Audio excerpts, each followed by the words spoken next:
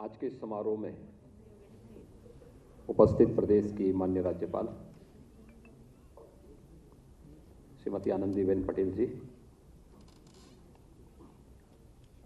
उत्तर प्रदेश सरकार में मेरे वरिष्ठ सहयोगी उप मुख्यमंत्री डॉक्टर दिनेश शर्मा जी, प्रदेश सरकार में मेरे सभी सहयोगी मंत्रीगण, श्री रमापति शास्त्री जी, श्री नंद गोपाल नंदी जी, अनिल राजभर जी, स्वामी प्रसाद मौर्य जी, उपेंद्र तिवारी जी, मोहसिन रजा जी, विधान परिषद के माननीय सभापति कुंवर मानवेंद्र सिंह जी, प्रदेश शासन के मुख्य सचिव श्री राजेंद्र कुमार तिवारी जी, अपर मुख्य सचिव सचिवालय प्रशासन श्री हेमंत राव जी और इस समारोह में उपस्थित हमारे सभी प्रशासनिक अधिकारीगण, उपस्थित भाइयों बहनों, आज हम सब के लिए देश की आज़ादी के आंदोलन के दो महान योद्धाओं और आज़ाद भारत को एक नई दिशा देने वाले दो महापुरुषों के पावन जयंती कार्यक्रम में यहाँ पर हम सबको सहभाग करने का अवसर प्राप्त हो रहा है। मैं सबसे पहले आज के इस आयोजन के अवसर पर राष्ट्रपिता महात्मा गांधी की 152वीं पावन जयंती और देश के द्वितीय प्रधानमंत्री श्री लाल बहादुर शास्त्री जी की भी पावन जयंती के कार्यक्रम के अवसर पर प्रदेश शासन की ओर से इन दो महापुरुषों के चरणों में कोटि कोटि नमन करते हुए विनम्र श्रद्धांजलि अर्पित करता हूं। मैं इस अवसर पर माननीय राज्यपाल महोदय का हृदय से स्वागत करता हूं कि आज उन्होंने अपना समय प्रदेश सरकार की अनुसूचित जाति, जनजाति, पिछड़ी जाति, अल्पसंख्यक समुदाय और सामान्य जाति से जुड़े हुए छात्र छात्राओं के ऑनलाइन छात्रवृत्ति के इस कार्यक्रम में अपने करकमलों से इस कार्यक्रम का शुभारंभ किया है। हम सब जानते हैं राष्ट्रपिता महात्मा गांधी भारत की आज़ादी के आंदोलन के एक ऐसे महायोद्धा थे जिन्होंने दुनिया के सामने हिंसा की बजाय अहिंसा, असत्य की बजाय सत्य और भारत की मैत्री और करुणा के उस मार्ग का अनुसरण करते हुए स्वाधीनता आंदोलन को उस कालखंड में नेतृत्व प्रदान किया था जब आम भारतीय के मन में एक निराशा छा रही थी कि लगता है कि गुलामी हम सब की नियति बन चुकी है। और उस समय अहिंसा के इस महान पुजारी ने स्वदेशी, स्वावलंबन और उस समय की उन भावों को आम नागरिक के अंदर जागृत करके भारत और भारतीयता के प्रति जो अलग जगाने का कार्य किया था, देखते ही देखते जिन अंग्रेजों के बारे में कहा जाता था कि इनका सूर्य कभी अस्त नहीं हो सकता, उन सब की और भारत की आज़ादी के लिए जो एक तड़प भारत के नागरिकों के अंदर थी, गुलामी की उन बेड़ियों को तोड़ते हुए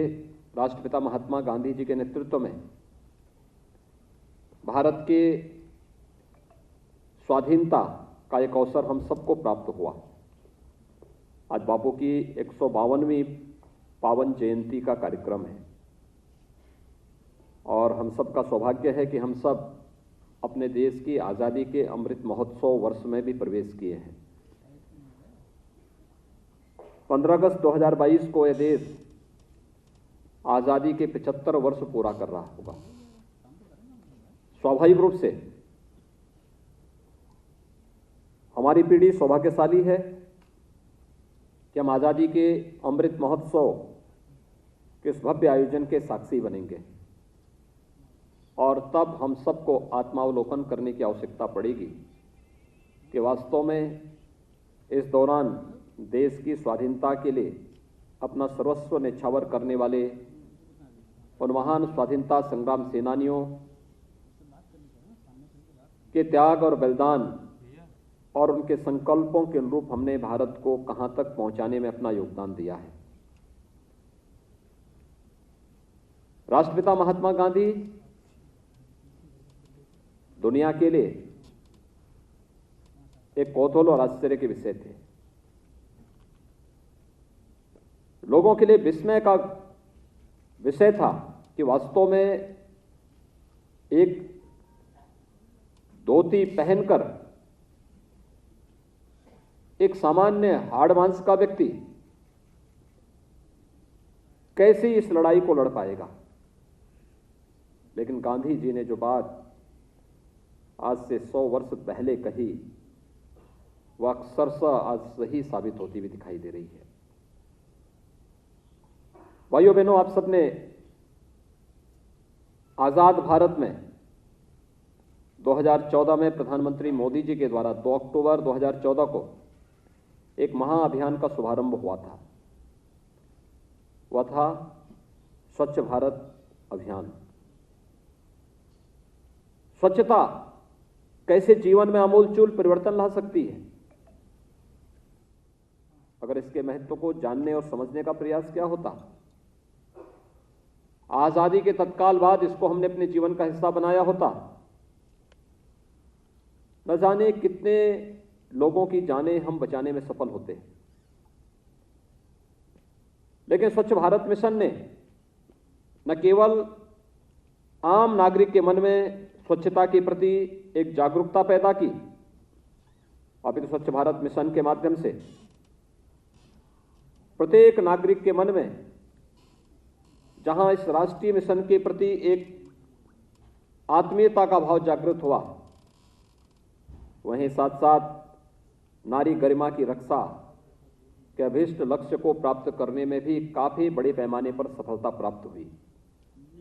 और मैं कभी कभी इस बात को सोचता हूं, क्योंकि मैं स्वयं इस चीज को देखता हूं। उत्तर प्रदेश के 38 जनपद 40-45 वर्षों से एक महामारी की चपेट में थे। मस्तिष्क ज्वर से बड़े पैमाने पर मौतें होती थीं। उपचार की मांग होती थी, लेकिन वे मांगें अनसुनी हो जाती थी, क्योंकि जो मासूम इस बीमारी की चपेट में आते थे वह अनुसूचित जाति, जनजाति, अति पिछड़ी जाति या अल्पसंख्यक समुदाय के थे। वह वोट बैंक तो बना, लेकिन उसकी आवाज सत्ता के गलियारों में कभी गूंजती भी नहीं दिखाई दी। और यही कारण रहा, वर्ष दर वर्ष बीतते गए, वे मासूम दम तोड़ते गए। लेकिन हम आभारी हैं प्रधानमंत्री मोदी जी के, जिन्होंने स्वच्छ भारत मिशन के माध्यम से राज्य सरकार ने जैसे ही संकल्प को आगे बढ़ाया कि हर गरीब के घर में उसका व्यक्तिगत शौचालय होगा, स्वच्छता का अभियान शासन ने, जनप्रतिनिधियों ने, प्रशासनिक तंत्र ने, आम जनमानस ने अपने जीवन का हिस्सा बनाया और स्वच्छता, शुद्ध पेयजल की आपूर्ति आज मुझे बताते हुए प्रसन्नता है, जब गांधी जयंती के इस पावन पर्व पर हम सब यहां पर एकत्र हैं, कि पूर्वी उत्तर प्रदेश और उत्तर प्रदेश के 38 जनपदों से इंसेफ्लाइटिस यानी ये मस्तिष्क ज्वर,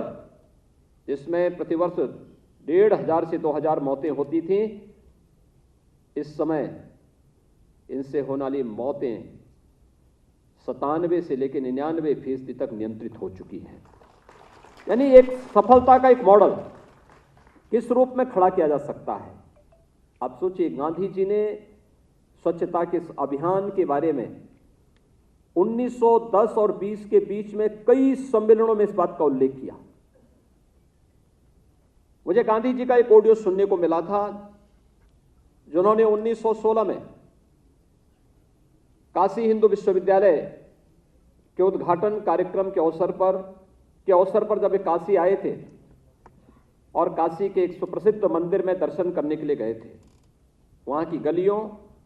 और वहां की गंदगी को देख करके तब बापू ने बहुत तीखी टिप्पणी की थी। अब सोचिए, 1916 में बापू स्वच्छता पे जोर देते थे, हर एक नागरिक को इसके प्रति आग्रही बनाते थे।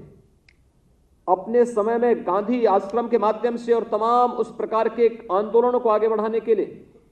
उन्होंने स्वच्छता और स्वदेशी को एक हथियार बनाया था। और आपने देखा होगा, कोरोना कालखंड के दौरान जब दुनिया की इस सदी की सबसे बड़ी महामारी का सामना पूरी दुनिया कर रही है, उस समय रोजगार पर प्रभाव पड़ा, बड़े पैमाने पर श्रमिकों को पलायन करने के लिए मजबूर होना पड़ा। उस समय प्रधानमंत्री मोदी जी ने इस देश को कोई एक मंत्र दिया, वह दिया था आत्मनिर्भर भारत का। और आत्मनिर्भर भारत का आधार बनता है स्वदेशी उत्पाद, परंपरागत उद्यम। उत्तर प्रदेश जैसे राज्य में जहां पर हर व्यक्ति चिंतित था इस बात को लेकर के